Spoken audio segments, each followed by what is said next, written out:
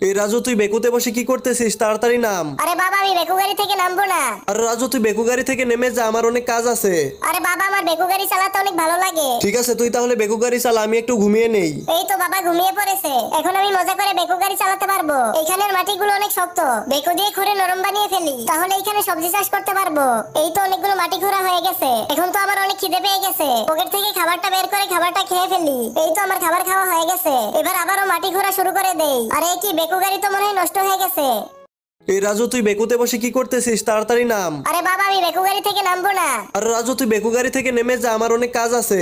আরে বাবা, আমার বেকু গাড়ি চালাতে অনেক ভালো লাগে। ঠিক আছে, তুই তাহলে বেকু গাড়ি চালা, আমি একটু ঘুমিয়ে নেই। এই তো বাবা ঘুমিয়ে পড়েছে, এখন আমি মজা করে বেকু গাড়ি চালাতে পারবো। এখানের মাটিগুলো অনেক শক্ত, বেকু দিয়ে খুঁড়ে নরম বানিয়ে ফেলি, তাহলে এখানে সবজি চাষ করতে পারবো।